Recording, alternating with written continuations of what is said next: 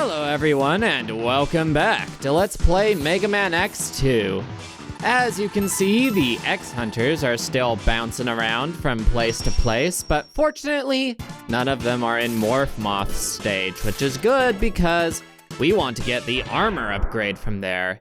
Not nearly as essential as it was in X1. All it does here is subtract 1 from every bit of damage you take. It's not a full 50% damage reduction, but still good to get nonetheless. Unfortunately, you usually need the Crystal Hunter to get it, to freeze an enemy and step on him, but we are going to circumvent that with something called the Neon Jump.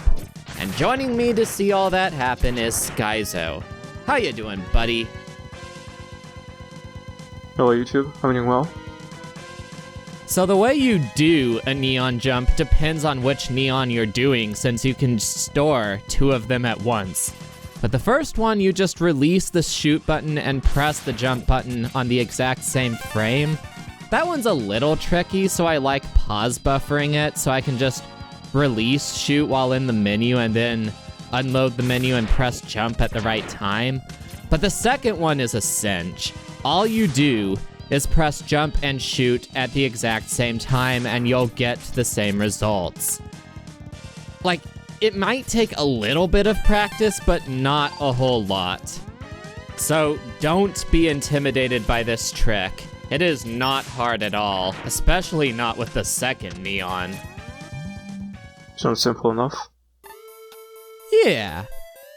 Now, to make up for the lack of defensive power, the game designers give us a Giga Crush attack, which is instant death to all regular enemies, but only does 1 damage per 2 frames to bosses and a lot of the mini-bosses. That sounds like a lot, except most of them have at least a second's worth of invincibility frames, so all you really do is around 2 damage. Which kinda sucks, because one of the achievements forces you to score a kill on one of the 8 starting Mavericks with the Giga Crush, so you have to be careful. Can't even use it on an endgame boss, as I found out in one of my speedrun attempts. Boy, did that suck. So what happened to that? Well, before we go into that, let's talk a bit about slopes. Now, if you'll notice, if you're walking down an incline, you get a very slight speed boost. So if you jump while going down, it's very slightly higher than it was before. I'm demonstrating it now because you're going to need it to get the sub-tank and Bubble Crabs stage, which we're gonna do next. But for now, just use an industrial weapon on this old robot, and then use an elemental weapon like the charged Sonic Slicer on this Pararoid guy. And one last thing, these green guys, they snap onto you and force you to shoot, jump, or dash over and over even when you're not pressing anything, so to get them off, mash buttons till they get off, or damage boost into an enemy. Or just kill them, that works too. Alright, so far so good. And there's another place I could fight an X-Hunter if I wanted to, but once again, I want to save that until later, so give it a miss. Right, and on slopes, actually, well, I find that most games that have them, older games especially, well, they're always kind of glitchy. Like in Super Mario World, for example, there are many glitches involving them. Huh, I can see that.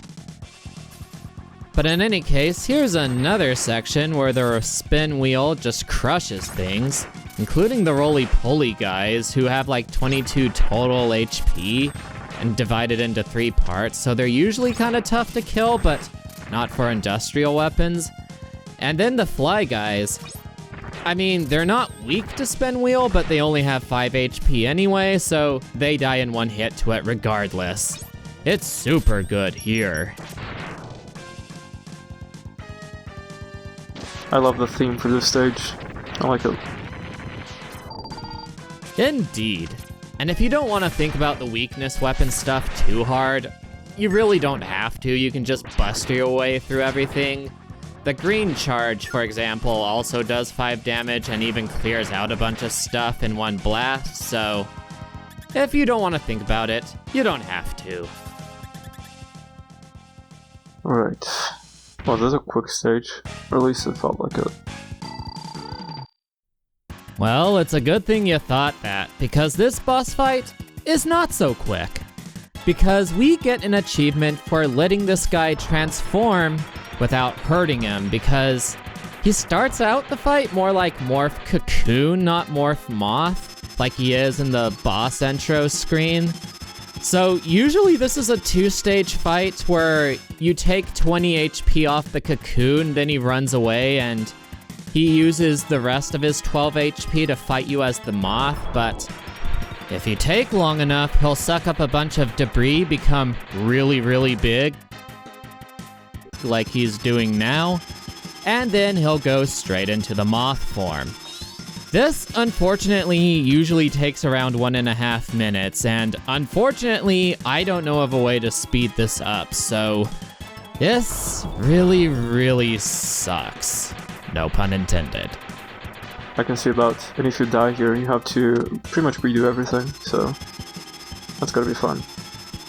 Yeah, well, it's not all bad. I mean, he hits like a wet noodle as a Cocoon, so I can at least refill my Giga Crush energy, because the only way to do that is to let yourself get hit by projectiles.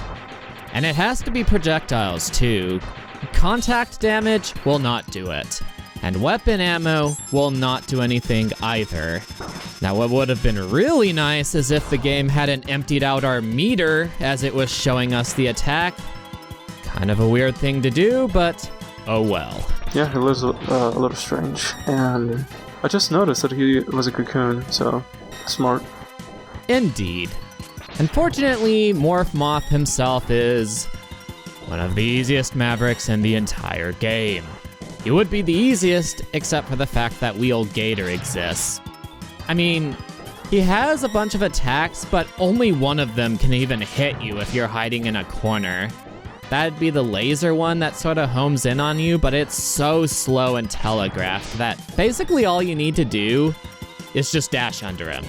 And as long as you're not directly under him, it will never hit you, which is a large part of why I'm fighting him, even though I don't have his weakness, and this is a walkthrough for beginners. He's that easy. I felt that this boss was very out of place in this kind of a scrapyard thing. Like, what does a butterfly have to do with that? I don't understand. Huh. You know, I hadn't thought of that. It's kind of weird now that I think about it, but anyways, back to the stage select. Now we want Bubble Crab's weapon for Flame Stag, but the problem is there's an X-Hunter there, so go into a stage you already cleared, go back to stage select, and the X-Hunter will be gone. Yay us. That's nice. Indeed. Especially in this case, because this stage has a mini-boss that you have to clear in a set amount of time, or else the X-Hunter room will be blocked off, and you either have to die, or you just have to clear the stage without beating the X-Hunter, and lose out on one of Zero's parts forever. It's really, really annoying, that. Right. Anyways, before you go past this screen, charge up a charged Sonic Slicer, and you'll meet this freaky fish guy who has like 283 total HP between all its underparts, which you have to destroy to sink it. But fortunately, it's weak to elemental weapons, so its 283 may as well be 0. It dies instantly. Also, get the achievement here with your charged junk shot. It's not silk shot, it's junk shot, my bad. And you can actually do that in a secret room in Ostrich's stage or Crystal Snail's stage, but the best place to do it is here. At least I think so.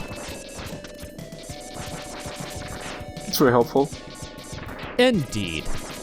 Now, fortunately, even if you don't have Sonic Slicer, the bulkiest parts of this thing are in the back, so you can just Buster Duel all of the parts off until you get to its face. And make sure to hang back, otherwise it rises really high as it rounds that slope.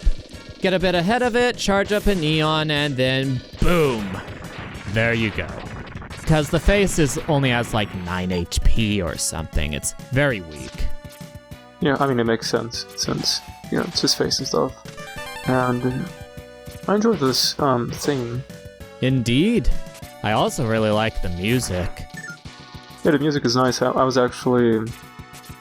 What caught my attention in the first few seconds of the stages was the background, like the sunset and stuff. I thought that was good. Indeed.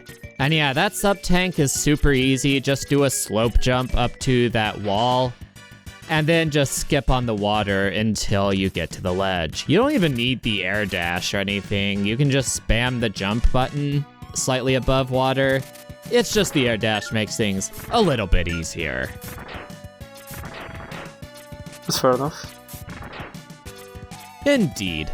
Also, here's the weakness weapon system in action. Both of these enemy types have 4 HP, but the wall climbing guys are weak to industrial weapons, and the screwdrivers aren't. So one of them takes just 1 junk shot, the other takes 2. Yeah, that's nice. I mean, if you didn't know about this, I imagine this section would be a little more difficult, so... Well, I think what most players do is they just use the level 2 green shot. That does 5 damage to everything, so they just do that. It's just completely horizontal, so it doesn't have the coverage, but it's not a bad option either. It's just, I'm trying to show off the weapons.